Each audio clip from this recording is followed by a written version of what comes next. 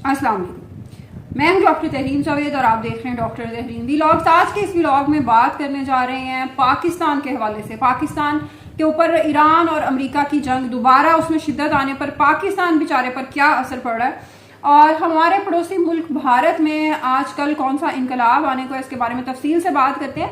Iran और America की जंग कई दफ़ा बंद हुई है, कई दफ़ा शुरू हुई है, लेकिन अब जो ख़तरनाक इसमें सूरत हाल पैदा होने जा रही है वो यमन के हवाले से। यमन के हवाले से इसलिए है कि यमन में बेसिकली बुनियादी तौर पर कई दहाइयों से यमन में एक प्रॉक्सी जंग जारी है जिसमें कई फरीक है, जिसमें सऊदी अरब की हमायत याफ्ता यमनी हुकूमत भी शामिल है, जिसमें हौथी जो कि बेसिकली ईरान की एक प्रॉक्सी है वो शामिल है, और मुत्तहिदा अरब अमारात का भी इसके अंदर एक किरदार है।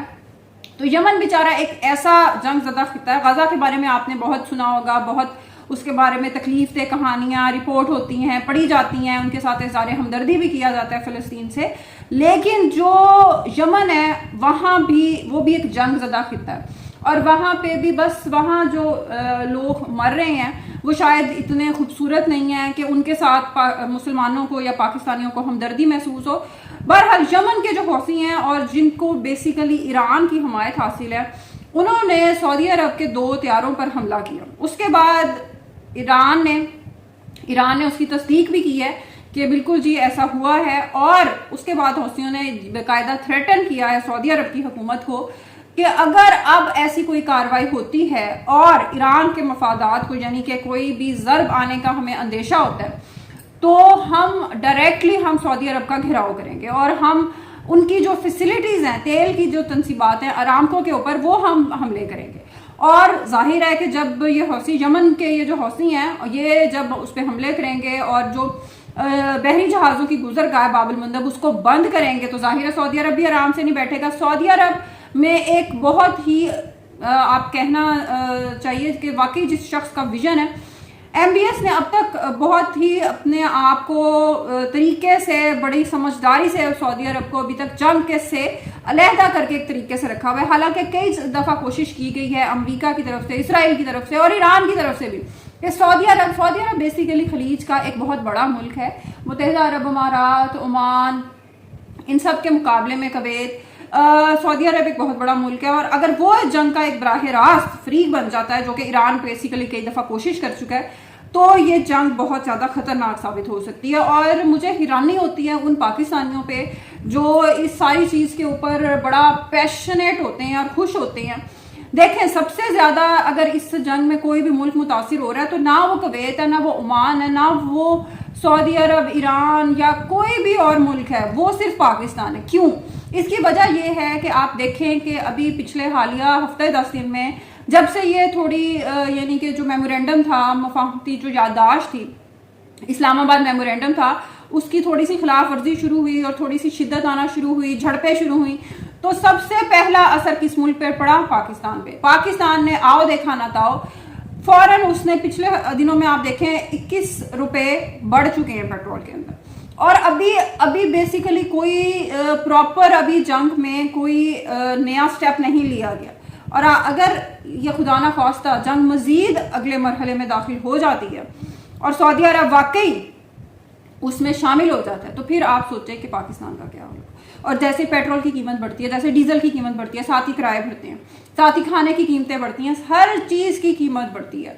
तो ये कोई मजाक नहीं है और जंग बिल्कुल मजाक नहीं है। और हालिया दिनों में जो गर्मी की शिद्दत थी पिछले दिनों, आपको और आपने यकीनन अखबारों में बल्कि इंटरनेट पे, सोशल मीडिया पे पढ़ा होगा कि जी यूरोप में हीट वेव आ गई, जर्मनी में इतने टेम्परेचर हो गया। क्यों? ये सारा जो गोला बारूद फूंका गया है हवा के अंदर, फ़ज़ा के अंदर, ये सब उसके असरात हैं। इसलिए जंग कभी भी किसी मसले का हल नहीं होती, और दुआ ही कर सकते हैं और थोड़ी अकल खुदा करे कि ये जो बड़े मुल्क हैं, जो बड़े सुपर पावर्स हैं, अमेरिका है और बाकी मुल्क हैं, रूस भी जिस तरीके से कोशिश कर रहा है जंग के अंदर आने की, खुदा करे, क्योंकि अमेरिका को फिलहाल शक है कि रूस ये जो एक्यूरेसी है जिसे ईरान अपने टारगेट्स पे हिट कर रहा है, वो एक्यूरेसी रशिया की मदद के बगैर मुमकिन नहीं है। चाइना ने अपने आप को थोड़ा तरीके से इसको अपने आप को साइड पे रखा हुआ है। चाइना ईरान के तेल का एक बहुत बड़ा खरीदार जरूर है, लेकिन वो जंगों में बराह रास्त कभी आता नहीं है, क्योंकि वो अपनी इकोनॉमी को बिल्ड करने पर बेसिकली तवज्जो रखता है। जिस तरह जो पाकिस्तान एक कोहे हिमालय से हमारी बुलंद दोस्ती है चीन के साथ। चीन ने अब साफ अल्टीमेटम दे दिया है कि जो अरबों बिलियन डॉलर्स आपने हमारे देने या पाकिस्तान ने वो देने के लिए तैयार हो जाएं जुर्माने समेत, वरना फिर आप कॉन्सिक्वेंसेस का सामना करेंगे। क्योंकि चाइना कोई यूएई, सऊदी अरब या इस तरह का मुल्क नहीं है जो पाकिस्तान का ये रोल ओवर करी जाए। तो ये दुनिया का हर मुल्क अपने मफादात को देख के चलता है, सवाए हमारे मुल्क के। जहां बात हो रही है मफादात की, वहां बात करते हैं कॉकरोच जनता पार्टी की, जो भारत में इस वक्त तेजी से मकबूलियत हासिल कर रही है। और मकबूलियत हासिल करने की बुनियादी वजह है पाकिस्तान और भारत, ये जो खित्ते के बड़े आबादी रखने वाले ममालिक हैं, इनमें बेसिकली नौजवानों की अक्सरियत है, जिन्हें हम जेन जी के नाम से भी जानते हैं। ये वो नौजवान है बेसिकली जो पाकिस्तान और भारत दोनों में सरकारी नौकरी और पक्की नौकरी, जिस तरह आप समझे पाकिस्तान में CSS है या जिस तरह इसी तरीके से, या डॉक्टर बनने के लिए MCAT का इम्तहान दिया जाता है, इसी तरह भारत के अंदर नीट का एग्जाम है और करोड़ों तालिब इल्मों की जिंदगियां इस निज़ाम के ऊपर दाव पे लगी हुई हैं। आपने बहुत सारे पाकिस्तानियों ने 3 इडियट्स मूवी देखी होगी, जिसमें जो बेसिकली एक रियल लाइफ कैरेक्टर से इंस्पायर थी और जिनका नाम सोनम वांगचुक है। वो एक 40 रोज़ा भूख हड़ताल पे थे और भूख हड़ताल पे वो यही निज़ाम तालीम की जो हालत है, जो उसका इन्हताद है, उसके ऊपर उन्होंने हड़ताल की थी। उसकी वजह ये थी कि भारत में एक एग्ज़ाम पेपर लीक हुआ था और देखें कि वहाँ पे ये कितनी बड़ी बात होगी कि जी पेपर लीक हो गया।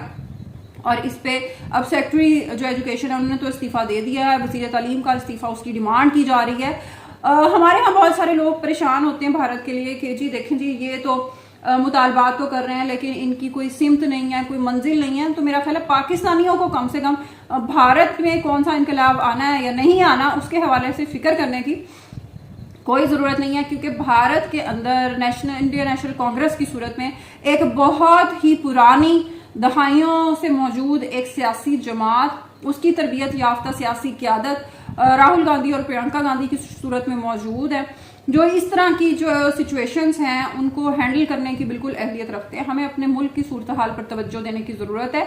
जहां पे इस तरह का एक इनकलाब आते आते रह गया था 9 मई को और अभी तक उसके आफ्टर इफेक्ट्स ख़त्म नहीं हुए। आप बहुत अच्छे तरीके से जानते हैं कि इमरान खान के अलावा उनके भांजे और PTI की जो सीनियर तरीन लीडरशिप है, जिसमें शाह महमूद कुरैशी और ये सारे लोग शामिल हैं, ये कितने अरसे से जेलें काट रहे हैं। और क्या पाकिस्तान में तसव्वुर किया जा सकता है कि कोई लड़की या कोई तालिब इल्म किसी पुलिस की वैन के आगे खड़ा हो जाए और वो वैन रुक जाए? ऐसा तसव्वुर नहीं किया जा सकता। तो इसलिए हमारा तकाबुल भारत जैसी एक बहुत बड़ी जमहूरियत से करना मेरा ख्याल बिल्कुल ही हमाकत है, कोई तकाबुल बनता नहीं है। पाकिस्तान तहरीक इंसाफ के लिए सूरत हाल फिलहाल बहुत ज़्यादा कॉम्प्लिकेटेड है और उसकी बुनियादी वजह आजकल बनी हुई है इमरान खान साहब की बहन नौरीन न्याज़ी का एक बयान, जिसे एडिट करके क्लिप को चलाया गया और वायरल किया गया। हालांकि सब लोग ये जानते हैं कि नौरीन न्याज़ी साहिबा अलीमा खान के बरक्स वो बिल्कुल ही यानी पब्लिक गैदरिंग या पब्लिक के साथ इंटरेक्शन कैसे करना है उससे बिल्कुल ही वो अनअवेयर हैं।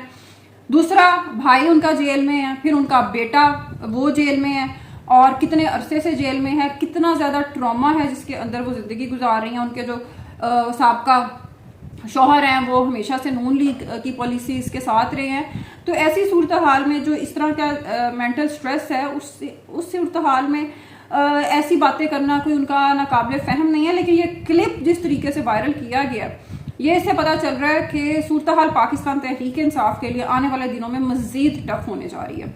आप इस हवाले से क्या सोचते हैं? काइंडली कमेंट सेक्शन में अपना फीडबैक ज़रूर दीजिएगा। अल्लाह हाफिज़।